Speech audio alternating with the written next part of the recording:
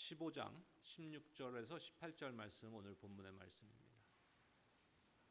사도행전 15장 16절에서 18절의 말씀 석절의 말씀인데 우리 한 목소리로 합독하도록 하겠습니다. 16절부터 읽겠습니다. 시작. 이후에 내가 돌아와서 다윗의 무너진 장막을 다시 지으며 또 그 허물어진 것을 다시 지어 일으키리니 이는 그 남은 사람들과 내 이름으로 일컬음을 받는 모든 이방인들로 주를 찾게 하려 함이라 하셨으니 즉 예로부터 이것을 알게 하시는 주의 말씀이라 함과 같으니라. 아멘. 여러분 지난 한 주간 하나님의 은혜 가운데 평안하셨는지요? 우리 옆에 분들 한번 인사 나누시기 바랍니다. 샬롬. 우리가 기대하고 바라는 것은 참 항상 아무 문제 없고 편안하고 고난 없는 삶이죠. 그건 누구나 기대하는 거 아니겠습니까? 하지만 실제 삶은 그렇지 않은 경우가 많습니다. 우리가 살다 보면은 내가 기대했던 거, 내가 원했던 거, 내가 바랬던 상황과는 다른 힘들고 어려운 문제들이 나에게 닥칠 때도 있고 또 육신의 질병이나 가족을 잃는 그러한 슬픔과 어려움을 당할 때도 있습니다. 그 이유와 목적은 우리가 다 알 수 없습니다. 다 알 수 없죠. 하지만 우리가 분명히 아는 것은 있습니다. 그것이 무엇일까요? 하나님은 선하신 분이시다라는 거예요. 나에게 최선의 계획을 갖고 계시다는 것입니다. 그렇기 때문에 우리는 그 고난의 문제 앞에서 또한 문제를 닥쳤을 때 우리가 인내하고 그것을 견뎌낼 수 있는 것입니다. 우리의 신앙의 성숙함이란 것이 항상 편안하고 문제가 없을 때 드러나는 것이 아니고요. 그러한 문제를 당하고 나에게 고난이 닥쳤을 때 그때 신앙의 성숙함이 드러나는 것이 아닌가 싶습니다. 누구나 편안하고 아무 문제가 없을 때는 신앙생활 다 잘하는 것 같아요. 하나님을 절대적으로 의지하고 믿음이 아주 튼튼한 것 같습니다. 그런데 나에게 문제가 닥쳤고 내가 병들고 약해지고 힘든 상황이 닥쳤을 때 과연 어떻게 그것에 대처하고 반응하느냐? 이것이 신앙의 성숙함을 가늠할 수 있는 것이 아닌가 싶습니다. 문제를 대하는 태도, 또 고난과 문제에 대처하는 방법, 그것이 능력이고 성숙인 것이에요. 사회에서도 마찬가지, 비즈니스도 마찬가지예요. 비즈니스도 그 비즈니스상에서도 일하는 분들이 그 능력이 어디서 나타나냐면요. 아무 문제가 없고 그냥 다 잘 돌아갈 때, 사업이 잘 돌아갈 때 나타나는 것이 아니라 문제가 생겼을 때, 내가 맡고 있는 일에 문제가 생겼을 때 그 문제를 어떻게 대응하고 대처하고 해결하느냐, 그것이 그 사람의 능력인 것이에요. 교회도 마찬가지입니다. 위기와 문제 앞에 어떻게 대응하느냐, 어떻게 반응하느냐 하는 것이 교회의 성숙도를 나타내고 알 수 있는 것입니다. 교회가 심각한 갈등을 겪으면 그 교회는 회복되기 힘든 상처를 갖고 갑니다. 그래서 그 상처를 회복하는 데 상당히 오랜 시간이 걸리는 거예요. 저는 30이 넘어서 예수 믿었죠. 늦게 믿었습니다. 그리고 이제 열심히 신앙생활을 하고 이제 찬양팀도 하고 뭐 섬기고 수요 예배도 나가고 주일 예배도 나가고 주일 오후 예배도 나가고 뭐 새벽 기도도 나가고 예수 믿자마자 사람들이 걱정하는 거예요. 저 청년 왜 저러나? 갑자기. 그런 상황에서 제가 섬기던 교회가 문제가 팍 터졌어요. 심각한 문제 같았어요. 주일 오후에 공동회의를 하는데 뭐 자세한 내용은 말씀드릴 필요가 없고, 공동회의를 하는데 경찰들이 쫙 와서 있었어요. 그 정도로 심각한 그 상황에 닥쳤었습니다. 그 교회가 완전히 두동강이가 났어요. 본당은 그리고 나서 입당했습니다. 새로 지은 46,000스퀘어짜리 본당을 입당했어요. 참 심각한 문제가 생긴 거죠. 교인들도 나눠졌어요. 나갔던 교회를 떠난 교인들도 또 나가서 또 갈라지고 또 갈라지고 또 갈라지고, 담임 목사님은 그만두셨고 심각한 문제가 있었습니다. 그때 하나님께서 보내주신 목사님이 지금 우리 함께 교회를 섬겨주시는 우리 최병수 목사님. 그 상처들을 목사님을 중심으로 해서 성도들이 메꿔 가는데, 상처를 아물게 만들어 가는데 상당한 시간이 걸렸습니다. 그리고 그 상당한 시간이 지나서 상처가 아물기 시작하니까 하나님께서 놀라운 축복을 그 교회에 부어주신 거예요. 그러니까 문제 앞에 어떻게 해결하느냐, 문제를 내가 어떻게 대응하느냐, 어떻게 문제 앞에 반응하느냐가 교회의 성숙도를 측량할 수 있는 측도가 되는 것입니다. 사람들이 모이는 곳에는 항상 다른 생각과 다른 의견들이 있습니다. 어떻게 같은 생각, 같은 의견을 가질 수가 있겠어요? 논란과 논쟁이 있습니다. 오늘 본문의 그 배경인 안디옥 교회, 초대교회 안디옥 교회도 문제가 생긴 거예요. 여러 가지 문제가 생겼습니다. 사역 면에서도 문제가 생겼고 교리 문제도 생겼어요. 근데 그것을 어떻게 해결하느냐? 세상에도요, 분쟁이 생기고 문제가 생기고 이러한 것들을 해결하기 위해서 세상에는 무엇을 만듭니까? 법을 만들고 상식이란 것이 있는 것이에요.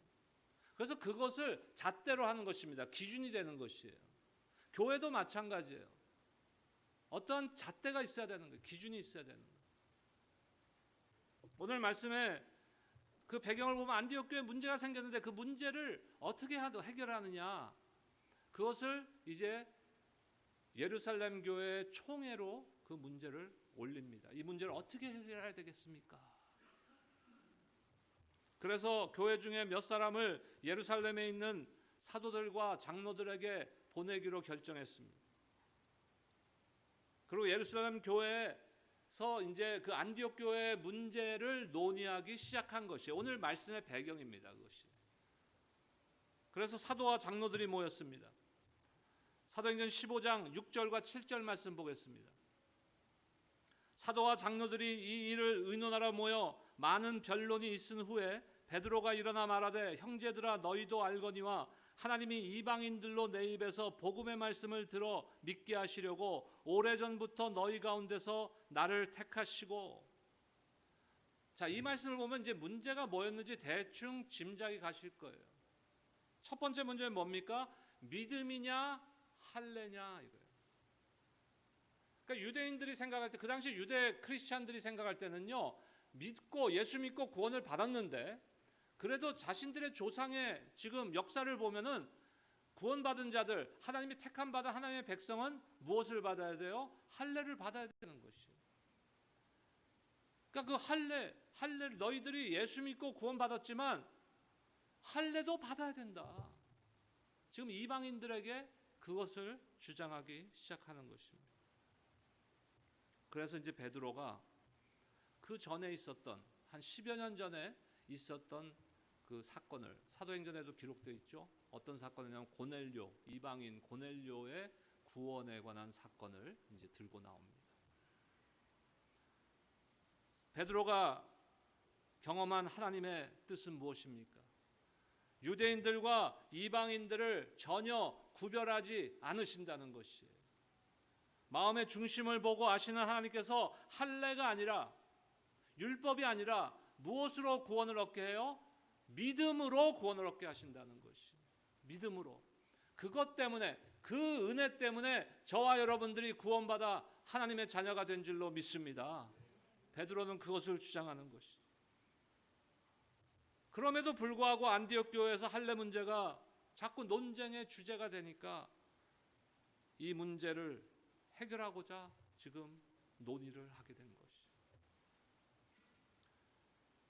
10절 말씀 보겠습니다. 사도행전 15장 10절입니다. 그런데 지금 너희가 어찌하여 하나님을 시험하여 우리 조상과 우리도 능히 매지 못하던 멍에를 제자들의 목에 두려느냐. 분명히 예수 그리스도를 믿는 믿음 하나면 충분하다고 말씀하셨는데 왜 다른 율법의 잣대를 또 갖다 대고 할례를 받아야 된다고 너희들이 주장하느냐. 그것은 뭐예요? 결국 그들에게, 이방인 성도들에게 멍에를 매게 하는 것이다. 그건 잘못된 것이다. 고넬료의 구원 사건, 회심 사건에 무엇이 나타납니까? 하늘로부터 보자기에 그 율법적으로는 그 불결한 것들, 먹어서는 안 되는 것들이 내려오잖아요. 근데 그때 뭐라 그러십니까? 하나님께서 깨끗하다고 하신 것을 너희들이 불결하다고 하면 안 된다는 것이에요. 이것은 이방인들을 향해서 말씀하시는 것이에요. 여러분, 하나님께서 정해 놓으신 거예요. 하나님께서 기준을 정해 놓으셨어요. 어떤 기준입니까? 구원에 대한 기준을 정해 놓으셨어요. 오직 한 길, one way, 다른 길이 없습니다. 오직 예수 그리스도만이 구원으로 가는 확실한 길인 줄로 여러분들 믿으시기 바랍니다. 그 외의 것은 필요가 없는 것이에요.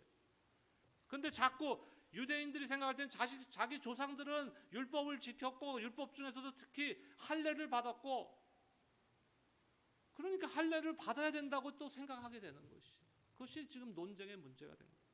그래서 베드로가 지금 주장한 것입니다. 베드로는 단지 무엇을 주장합니까? 예수를 믿으면 죄사함을 받습니다. 여러분, 복음이란 것이 복잡하지 않아요. 심플합니다. 다 그거예요. 그리고 구원의 조건, 구원의 이유는 우리 안에 있지가 않아요. 구원의 조건은 어디에 있습니까? 예수 그리스도 안에 있는 것이에요. 그래서 믿음으로 구원받는 것입니다. 믿음으로 예수 그리스도의 의롭다 하심을 우리가 얻는 것이에요. 이것이 구원입니다. 이것이 복음입니다. 예수 그리스도를 믿는 믿음 외에 다른 어떤 구원의 조건도 우리에게 요구하신 적이 없다는 것이에요. 근데 왜 할례를 요구하고 있습니까? 사람들은. 그게 문화적인 전통. 우리도 때로는 그러한 오류를 범할 때가 있어요. 내가 평생을 신앙생활을 했는데 나의 어떤 교단적인 배경, 아니면 내가 경험했던 어떤 교회들, 그것이 절대적이라고 생각하거든. 그렇지 않습니다. 절대적인 것은 하나님 한 분밖에 없습니다. 우리 구원의 조건은 우리 안에 있지 않다는 것이에요. 베드로는 이방인들이 구원을 받은 방식을 기준으로 하여 유대인들도 동일한 방식으로 구원을 얻을 뿐이라고 설명하고 있는 것입니다. 두 번째 논쟁의 문제는 뭐예요? 은혜냐 교리냐. 은혜이냐 교리냐. 여러분, 신앙생활은 교리 아니에요. 신앙생활은 무엇이에요? 은혜. 우리가 계속 몇 주 동안 계속해서 찬양하죠. 은혜. 은혜 외에는 설명할 길이 없는 것입니다. 여러분, 교리로 하나님께서 나를 사랑하셔서 창세전부터 나를 택하셔서 나를 구원하셨다는 것을 여러분들 교리적으로 설명할 수 있습니까? 못하는 거예요. 나의 나된 것은 오직 하나님의 은혜뿐인 줄로 여러분 믿으시기 바랍니다. 베드로가 주장하니까 유대인들 더 이상 이제 그 할례에 대해서는 논쟁을, 변론을 벌이지 않게 됐어요. 출신도 아니고 행함도 아닙니다. 우리에게 필요한 것은 은혜이고, 은혜를 통해서 우리는 믿음을 갖게 된 것이. 내가 믿은 거 아닙니다. 여러분들 착각하지 마세요. 오해하지 마세요. 내가 내 힘으로 믿은 거 아니에요. 하나님의 은혜로 믿게 된 것이. 이것이 구원의 진리이고 복음의 핵심입니다. 율법과 할례를 가지고 따지던 유대인들에게 베드로는 이방인들이 할례를 받지 않는 것이 문제가 아니라 무엇이 문제인 것이에요? 유대인들이 하나님의 은혜를 가리우고 율법과 교리를 따지고 있는 것이 문제라는 것이에요. 우리 신앙생활하면서 교회에서 그것만 따지고 있지 않습니까? 교회는 하나님의 몸된 공동체는요, 무엇이 중심에 있어야 돼요? 하나님의 은혜가 있어야 되는 것이에요. 나의 삶에도, 여러분들의 각자의 삶에도 무엇이 여러분들 삶의 중심에 있어야 돼요? 하나님의 은혜가 있어야 되는 것이에요. 교리 아닙니다. 어떤 신학적인 이단은 문제가 있죠, 물론.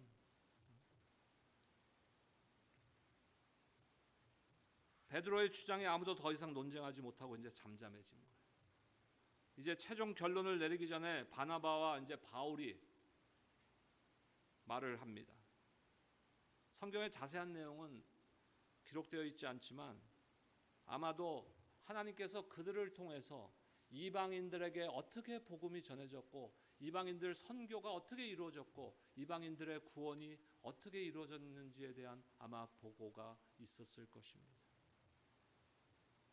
사람들은 때때로 은혜보다 그 다른 것을 자꾸 앞세우려고 해요. 말씀보다 교리와 교단적인 입장을 앞세우기도 합니다.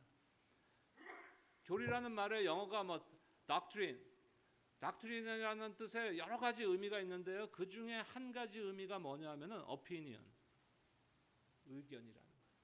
그래서 어떤 분은 doctrine, 교리를 이렇게 해석합니다. It seems to me.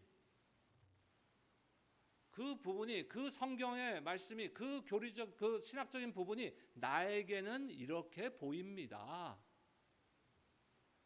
다시 말씀드려서 절대적인 기준이 될 수 없다는 것이에요, 여러분. 하나님의 진리에 대한 자신의 견해인 것이에요. 그게 틀리다고 말씀드리는 게 아니에요. 다를 수도 있다는 거 말씀드리는 거죠. 그렇기 때문에 사람들의 견해는 다소 차이가 있을 수 있는 것입니다. 중요한 것은 세상에는 절대적인 진리가 없다는 것이에요. 세상에서 아까 말씀드렸죠. 사회에서도 국가에서도 서로가 동의하에 협의하에 유지의 공동체를, 국가라는 사회라는 공동체를 유지하기 위해서 법을 세우고 법을 만들고 상식을 만듭니다. 그래서 유지하는 것이에요.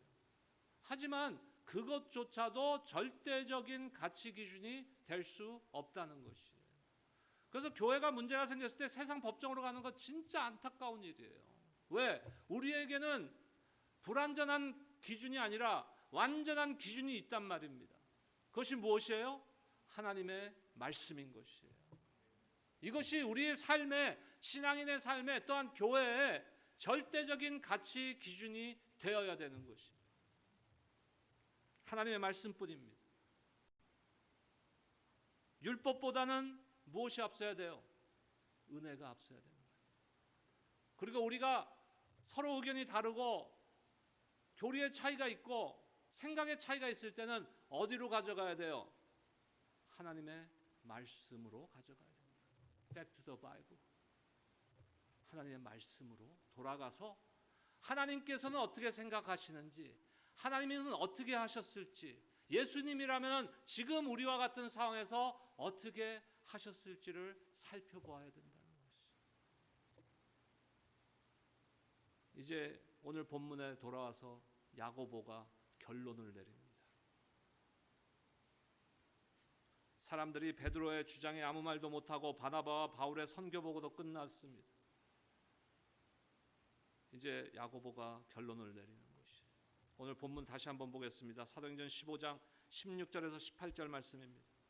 이후에 내가 돌아와서 다윗의 무너진 장막을 다시 지으며 또 그 허물어진 것을 다시 지어 일으키리니 이는 그 남은 사람들과 내 이름으로 일컬음을 받는 모든 이방인들로 주를 찾게 하려 함이라 하셨으니 즉 예로부터 이것을 알게 하시는 주의 말씀이라 함과 같으니라. 아멘. 오늘 설교 제목이요 18절의 하반절 주의 말씀이라. 주의 말씀이라.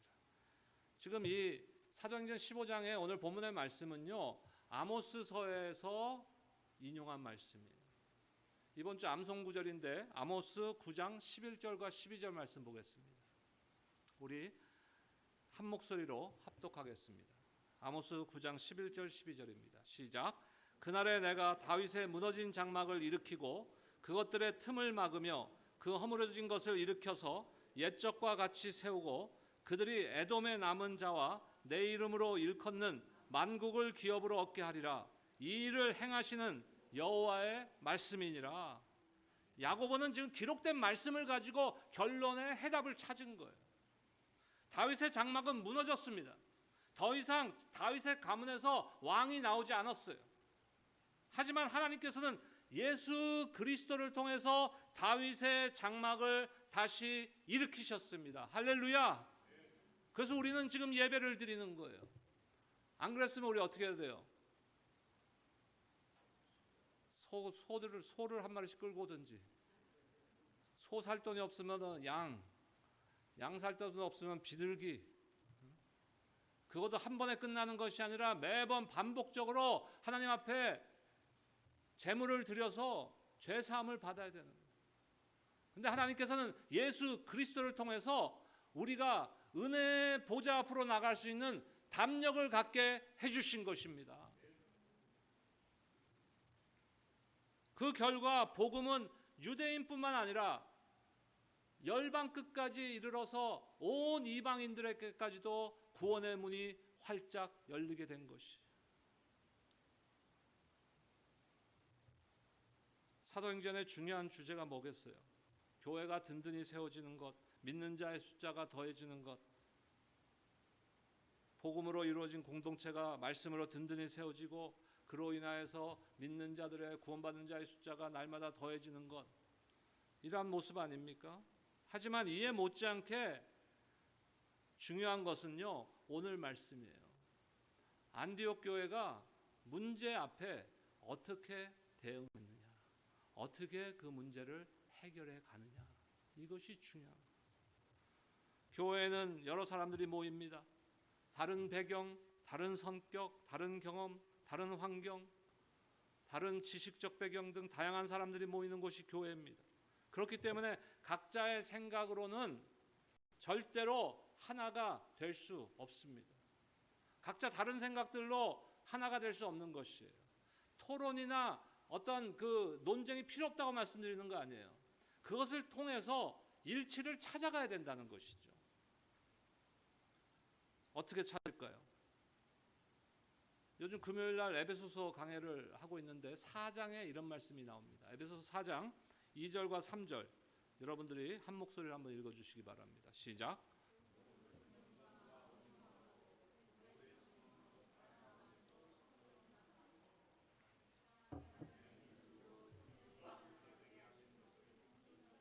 우리가 해야 할 일이 뭐예요? 성령이 이미 하나 되게 하신 것을 힘써 지키는 거예요.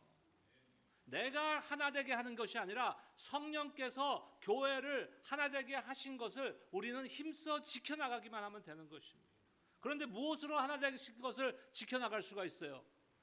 2절 보세요. 모든 겸손과 온유와 오래 참음과 사랑과 용납. 우리에겐 그것이 필요한 것이. 이게 뭡니까? 예수 그리스도의 성품. 우리의 신앙은요, 날마다 예수님의 성품을 조금씩 닮아가려고 애쓰는 것이 있어야 되는 것이에요. 그냥 이만큼 했는데 여기가 좋사오니 그런 신앙생활은 뒤처집니다. 이게 마라톤 같이 이기고 지고 하는 것이 없지만 우리가 이왕 신앙생활 하는데 어떤 신앙생활 해야 되겠어요? 하나님께서 기뻐하시는 삶을 사시기를 주님의 이름으로 축원합니다.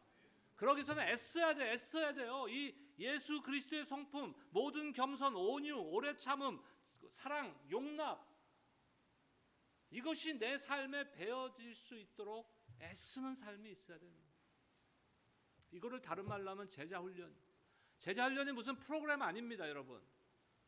말씀을 통해서 예수님의 모습을 닮아가려고 애쓰는 것이 제자훈련이에요. 제자훈련 프로그램이 나쁘다고 말씀드리는 거 아닙니다. 하지만 자칫 잘못하면 프로그램은 프로그램으로 끝나버리는 경우가 있어요. 제가 이전 교회 섬길 때 훈련 담당을 잠깐 했었는데 제자훈련을 계속 해보면요,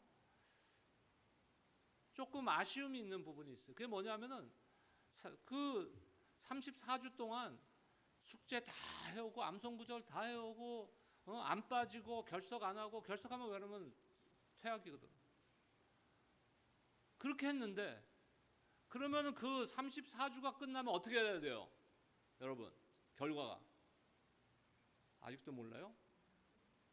예수님의 모습으로 조금이라도 변해야 될 거 아니에요. 근데 안 변하는 게 문제가. 심지어는 이게 지식만 돼 갖고, 머리에 지식만 쌓여 갖고 그 지식으로 자기 자신에게 이거를 적용해야 되는데 자꾸 다른 사람들 정죄하고 다른 사람들 비판하는데 잣대 삼는 거예요. 여러분, 하나님의 말씀의 지식이 풍성해지시기를 축복합니다. 하지만 그 풍성한 하나님의 말씀의 지식이 나 자신에게 적용될 때 여러분들은 성숙한 신앙인이 되어가는 것이에요. 그때 우리 안에는 겸손과 온유와 오래 참음과 사랑과 용납, 이 예수 그리스도의 모습이 나타날 수 있게 되는 거예요. 그때 하나님께서 이미 하나로 성령으로 하나로 만들어 놓으신 것을 우리는 애써 지킬 수 있는 것입니다. 여러분은 어떤 교회가 좋은 교회가 된다고 생각하십니까? 여러분은 오렌지 카운티 우리 교회가 어떤 교회가 되었으면 하는 바람이 있으십니까? 아무 생각 없으세요? 우리 교회가 내가 섬기는 교회, 내가 섬기는 교회, 여기 이 교회가 어떤 교회가 되었으면 좋겠다. 한번 고민을 해봐야 되지 않겠습니까? 저는 오늘 말씀을 준비하면서 이 에베소서의 말씀, 바로 그 예수 그리스도의 성품을 닮아감으로써 그것으로 소문난 교회가 되었으면 좋겠다 하는 생각을 들었어요. 여러분들 동의하시면 아멘 해주세요. 저와 여러분들에게 달려있는 거예요. 교회 무슨 행정, 조직 뭐 이런 것으로 되는 것이 아닙니다. 한 사람 한 사람이 변해야 돼요. 오늘 말씀에서도 야고보의 결론은 회의에 참석한 모든 사람들의 그것을 의견을 일치를 보게 만듭니다. 일치를 봤다는 것이 다 생각이 같았다는 얘기 아니에요. 다른 생각이 있었지만 일치하는 거예요. 그건 다른 말로 뭐라 그러냐면요, 순복한다는 거예요. 순복한다. consensus, 합의, 순복, 일치, 이런 의미입니다. 이번에는 내 생각은 형제들과 생각이 좀 다르지만 형제들의 생각이 하나님의 뜻이라고 믿겠습니다. 이 순복이 있어야 되는 거예요, 우리 가운데. 그래야 일치가 되어지는 것이에요. 순복 안 하면 일치될 수가 없어요. 우리가 추구하는 것은 모든 것이, 모든 생각과 모든 의견이 같아지는 것이 아닙니다. 다른 가운데서도 그 일치를 이끌어내는 거예요. 합의와 양보와 순복을 통해서. 우리가 해야 될 일이 무엇일까요? 이러한 교회가 되기 위해서 우리가 해야 될 일, 우리가 두 가지만 결론적으로 말씀드리겠습니다. 하나는 첫째, 기도예요. 기도. 두 번째, 말씀입니다. 저는 우리 교회가 기도하는 교회가 되기를 바랍니다. 우리 교회 사랑하는 성도들이 영적으로 깨어서 기도하는 성도들이 되기를 바랍니다. 내일부터 결정하세요. 결단하세요. 정한 시간, 정한 장소, 내가 이 시간에 하나님과 대면하는 골방 기도를 하겠습니다. 시간이 5분이든 30분이든 1시간이든 시작을 하는 것이 중요한 것이죠. 저는 우리 교회 모든 모임에 기도의 불이 활활 타오르기를 바랍니다. 교회 모든 미팅과 모임, 심지어는 리더 모임들이요, 비즈니스 미팅이 되면 안 돼요. 기도로 성령의 인도하심을 통해서 하나님의 뜻을 이루어가는 모임이 돼야죠. 그래야 교회 아닙니까?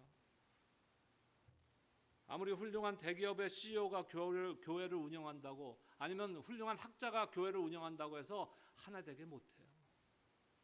하나 되게 하시는 분은 성령 하나님 한 분이십니다. 우리는 그것을 지켜나가라. 두 번째, 무엇이 필요하다고요? 말씀. 기도와 말씀. 말씀이 왜 중요해요? 이 일을 행하시는 여호와의 말씀이니라. 하나님께서 무엇을 하시든지 말씀으로 예정하시고 말씀으로 약속하시고 그 말씀대로 행하시는 신실하신 하나님인 줄로 믿습니다. 그래서 믿는 우리의 삶의 가치 기준과 교회의 가치 기준은 하나님의 말씀이 절대적이어야 되는 것이에요. 우리 신앙생활은 항상 두 가지 사이에서 갈등합니다. 아침에 눈을 뜨면 그 갈등이 시작되는 거예요. 특히 비즈니스 하시고 바쁜 일을 하시는 분들은 이게 더 심합니다. 그 갈등이 뭐냐면요, 중요한 일과 급한 일, 이것에 대한 갈등이 생기는 거예요. 항상. 그러면 대체적으로 무엇을 먼저 합니까? 급한 일을 먼저 하게 되는 거예요. 근데 급한 일이 반드시 중요한 일은 아닐 수도 있습니다. 그래서 아까 제가 말씀드렸죠. 이번 주간에 결단하자고 정한 시간, 정한 장소를 정해서 5분이라도 10분이라도 골방 기도로 나가는 것을 결단하자고. 왜요? 그것이 중요한 일이기 때문에 그것에 우선권을 두고 그것을 우선적으로 하겠다는 것입니다. 그것을 다른 말로 하면요, 예배의 삶인 것이에요. 하나님을 높여드리는 것이에요. 하나님께 나의 우선권을 두는 것이에요. 이것이 중요한 일이에요. 급한 일 먼저 하지 마세요. 중요한 일 먼저 하세요. 급한 일은 중요한 일이 아닐 수도 있습니다. 우리에게 때때로 급한 일이 생기죠. 그럼 급한 일을 하다 보면요, 정작 중요한 일은 하지 못하고 하루가 지나갑니다. 한 주가 지나갑니다. 한 달이 지나갑니다. 그러다 보니까 2021년도 벌써 11월, 다음 주에 추수감사주일, 12월 행사, 송구영신 예배, 이런 이야기가 나오기 시작하는 거예요. 어떤 중요한 일을 했습니까? 우리는 가장 중요한 일, 기도와 말씀을 통한 하나님과의 친밀함을 유지하는 여러분들의 삶이 되시기를 축복합니다. 매일의 삶 가운데 주님을 만나요. 인카운터, 주님을 대면하는, 그것이 가장 중요한 일이에요. 이번 한 주간도 그 중요한 일에 기도와 말씀에 우선권을 두심으로써 주님의 뜻을 구하고 주님의 뜻을 이루는데 쓰임받는 저와 여러분들이 되시기를 주님의 이름으로 축원합니다. 기도하겠습니다.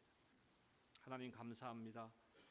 안디옥 교회의 문제를 해결하는 그 과정들을 살펴보았습니다. 우리의 삶 가운데도, 또 우리 가정에도, 우리 생업에도, 우리 교회에도 항상 문제 없지는 않은 것을 우리는 압니다. 그렇지만 문제가 있을 때 우리가 어떻게 반응하고 어떻게 대응하느냐를 오늘도 다시 한번 깨닫게 해주시니 주님 은혜를 감사드립니다. 이제부터라도 우리에게 가장 중요한 일, 기도와 말씀에 힘쓰는 일을 우선적으로 할 수 있는 온 성도들이 되고 그런 교회가 됨으로써 하나님을 기쁘게 해드리고 이 땅에서의 참 삶을 하나님 앞에 쓰임받는 삶이 될 수 있도록 주님 축복하여 주시옵소서. 예수님의 이름으로 기도드리옵나이다. 아멘.